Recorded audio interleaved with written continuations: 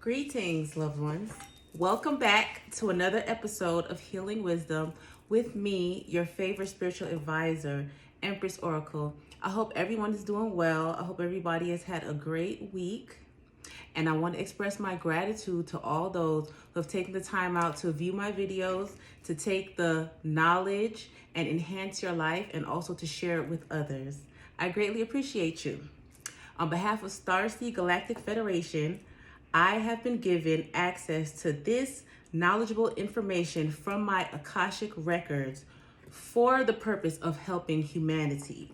This information is given directly to me as a divine channel, and any use or reproduction of this information without proper accreditation or acknowledgement from where this information was received will result in immediate karma for the plagiarizing parties and or individual.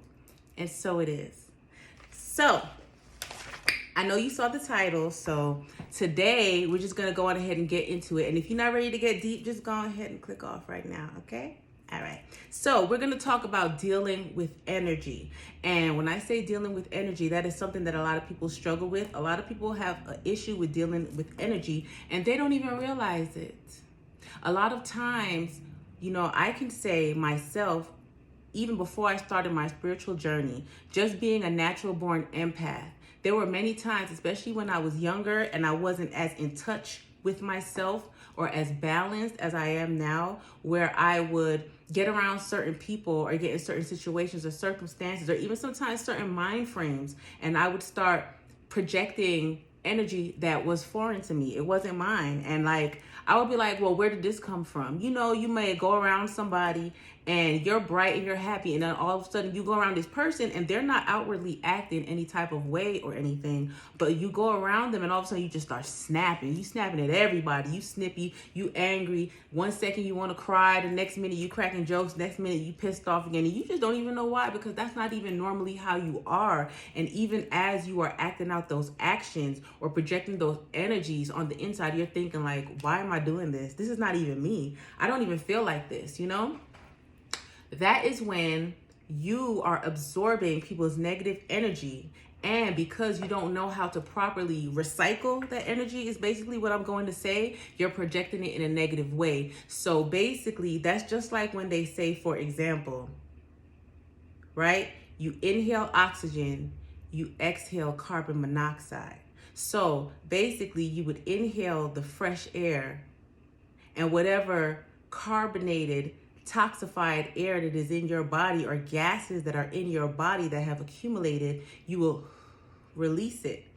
However, when somebody is an empath and they don't know how to properly deal with the energies that they are absorbing, let's just say they're inhaling carbon monoxide and they're exhaling carbon monoxide because they are in a toxic environment or they are around toxic people.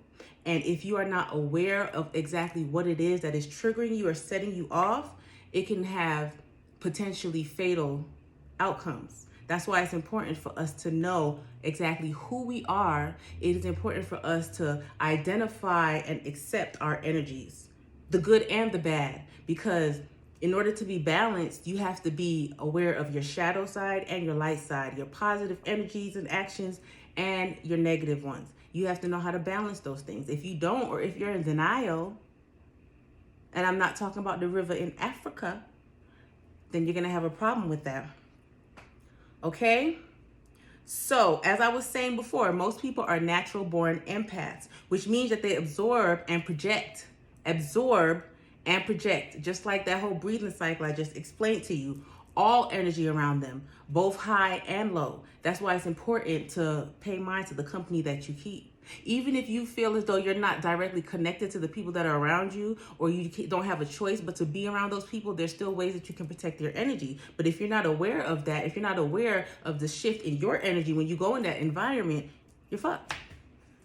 Improper transmutation may cause nervous, psychological, and even chemical imbalances. And that is something, if you are not really into holistic medicine, if you're not on the spiritual path, if you're not in touch with yourself energetically, regardless of what your spiritual or religious choices are, then as these things transmute into these ailments, you are not going to know the true source of it. So therefore, you can be spending thousands of dollars on all types of medications and things that are just going to alter your natural body chemistry along with your imbalanced energy, and you're never going to find the true cause. That's why a lot of people who they cling to science more than spirituality, with more than knowing themselves, more than trusting in what their body is telling them. They would rather go to science, something outside of themselves. A lot of those people, they tend to be the ones that suffer more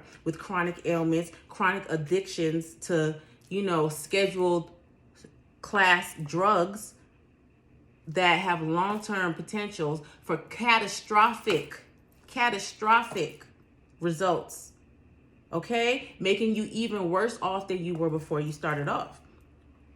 So those type of nervous, psychological, even chemical imbalances that can happen is very true. That's why you have a lot of people who they can develop nervous tics. They'll develop speech impediments. They will develop mind loss, sensory loss, all types of things. And there's no real reason as to why. It's because of that imbalance of energy. Because as I said, everything is made up of energy. Everything is made up of energy. Before it takes a solid form or anything else, everything is made up of energy. So if your energy pathways are blocked off or they're being polluted and stuff, it's going to send it's going to be like a sensory overload to your nervous system and to your body and stuff. And it's going to manifest there first before it starts displaying itself physically or in these nervous disorders and everything.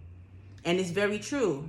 That's why a lot of people, they end up developing schizophrenia. They end up developing bipolar disorders and stuff like that. And a lot of people who end up developing severe mental or emotional disorders such as bipolar disorder, it starts off from youth, their environments and the absorption of the environment, okay, and the people and the energies around them and how they suppress it. It manifests mentally. There you go.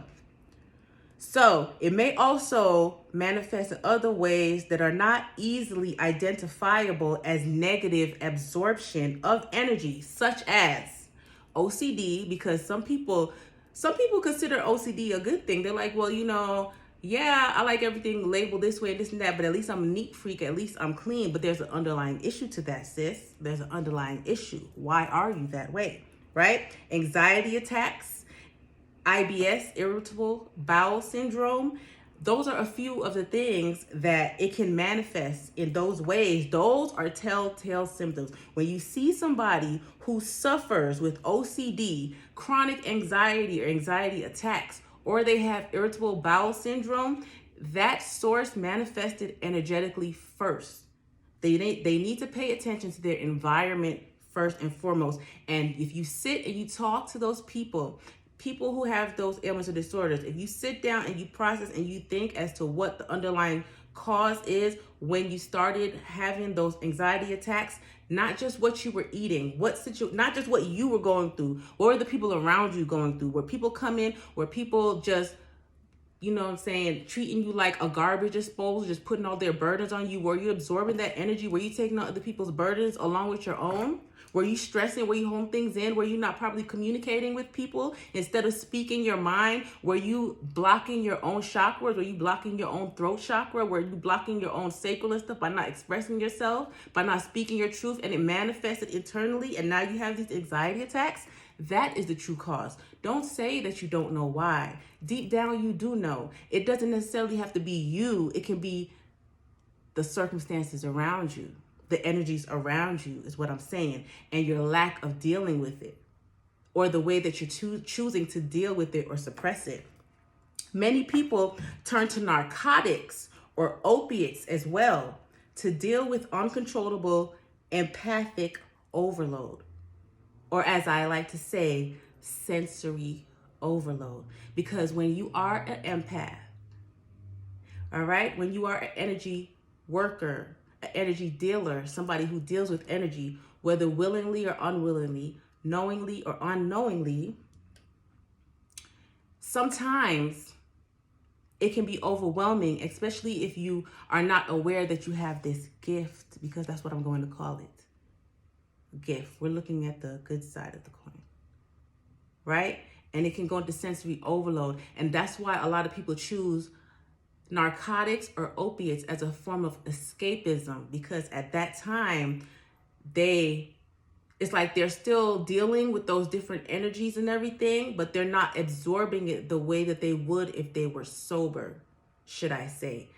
Those drugs, those opiates, those narcotics, that alcohol, whatever, that kind of acts like a buffer or a safety suit from those energies or those feelings. So although they're recognizing those feelings, although they are meeting those feelings, they're not feeling the feelings. It's like the feeling is coming to them and saying, hey, you're this, you're that. But instead of when they're sober and those feelings coming like, hey, you're this, you're that, you're that, and they feel like, oh, no, I'm not. When they are under the influence, it's like they are aware of it, like, damn, but they don't feel that pain, or so they think. Really, they do. But the alcohol or the opiates acts like a shock absorber, basically, but they're still receiving the trauma. They just don't realize it. That's why it is very, very, very important to deal with those energies and not turn to drugs and everything. Don't try to suppress it, because it's still going to come out. It's still going to manifest. And that's why so many of these people, when they turn to drugs, the effect that the drug has on them is far more devastating than somebody who, say, may have partaked in it for recreational use or may have had a short stint of addiction with it. It's because that person may not be trying to use it as a suppression tactic to the depth or point of the other person. I don't know if you guys are understanding. I know it sounded kind of like a tongue twister, but stay with me, okay? A large reason for the number of homeless, spiritually gifted drug addicts who choose attempted suppression, and I say attempted suppression because really, once that high wears off, you still are dealing with those same energies. You still have those same demons chasing you, right? You're still running from something that is right there with you. So it is attempted suppression. So a large reason why a number of homeless, spiritually gifted drug addicts choose attempted suppression instead of actively learning how to cope or positively express their empathic absorption is because of this. It's because of this, right? Because that sensory overload, sometimes, whenever you are into a high velocity situation energetically, some people, they have that fight or flight, and some people, they're just, I'm not going to say that they're cowards, but they're spiritually weak. Okay? They're spiritually weak, and they don't have those proper energetic boundaries. And since they don't know how to build them, or they don't even want to put in the effort or the work to try because they are afraid of those energies, because a lot of times people fear what they don't understand, even if it's within themselves or coming towards them. They would rather try to suppress it in hopes that it will go away, that they can ignore it. But chosen ignorance is a sin, and that's why they suffer. Just saying. So that's all that I wanted to talk to you guys about. Deal with your energy. Find ways to deal with the energy that you absorb, the energy from people around you in a positive way. And if you cannot, because sometimes it's a process and you have to learn, spend some time alone. Spend some time knowing your energies, processing and dealing with your energies first, so that when you go into an environment around certain people that have foreign energy, you will know, hey, this is not mine. And you will be one step better, one step closer to properly dealing with that energy. And also, too, check out my shop, Empress Oracle Shop on Etsy. And there I have crystals, oils, everything that you need to help you deal with not just your energy, but deal with blocking and protecting yourself from other people's negative energy as well, while also enhancing your spirituality, your creativity, and your love of self. With that being said, be blessed and have a great day. I love you all.